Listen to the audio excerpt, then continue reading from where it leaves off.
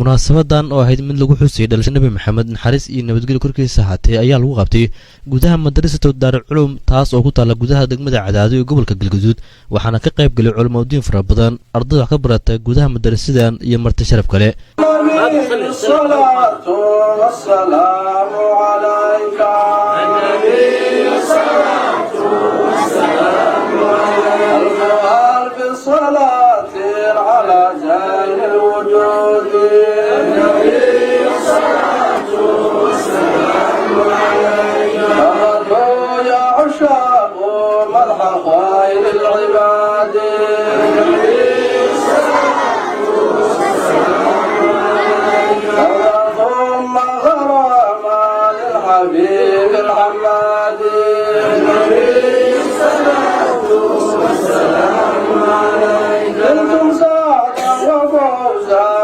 جنات الخلود النبي صلاة والسلام عليك ليتني لرأيت وجه زين الوجود النبي صلاة والسلام عليك ومنام قد رأى بالشهود النبي صلاة والسلام عليك qaar ka mid culimada ka qayb gashay munaasabadan ayaa ka sheekeeyay siirada rasuulka naxariis iyo nabadgelyo korkiisa haatee cabsiisa waa qadaysa nabiga taariikh salaam markii asxaabtii ilaahay wacdan qani ilaahay Allah wacdan waxa macaysa maanta waa ila dadka barayso roota taar oo dhan iyo gaas wuxuu ilaahay ku tawawa waxa ay dadarbaya ilaahay cabsiisu wasmay wadaa waxa ay dadarbaya qeybto ila soo qashada saacadaha oo kala dambaysa saasay dadarbaya nabiga alayhi salaam marka hadii wax kale oo tabaga nabiga roota taar lahaa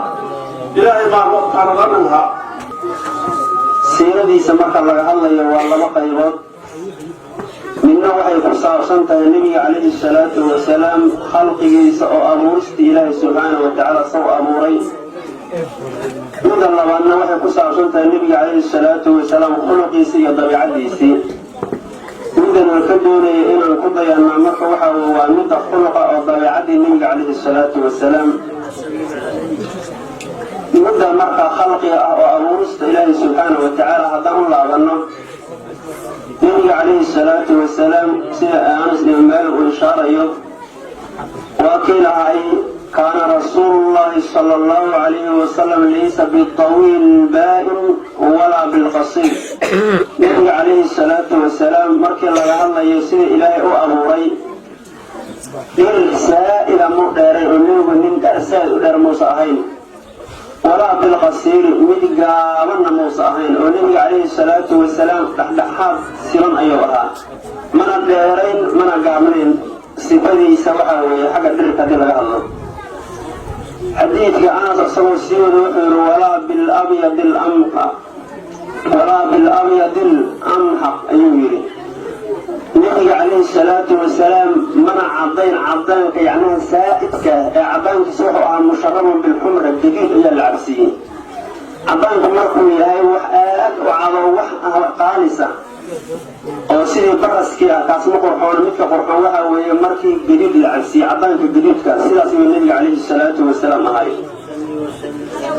الله سبحانه وتعالى لو كنت المامي qofkii weyneeya shacaa'irta ilaahay diinkiisu ku muuqanayo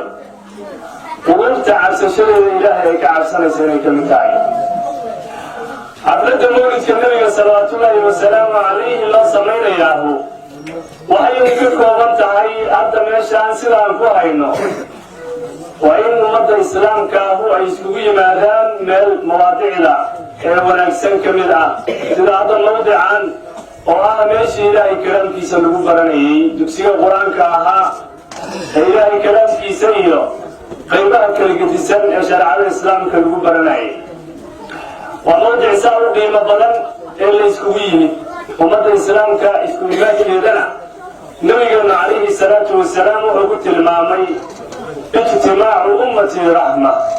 ummaddayna kulankeedu waa naxariis isku imaadka ummadda islaamku waxaan naxariis ahayna lagu helaa ma jirto macalin cabdiruur maxamed cismaan catosh oo ah maamulaha madrasadan ayaa martida kala duwanaad uga mahad celshay sida uga sheekeeyeen siirada nabi maxamed naxariis iyo nabadgelyo korkiisa haatee waxaa sidoo kale uu sheegay in wax badan ay ka faa'iideen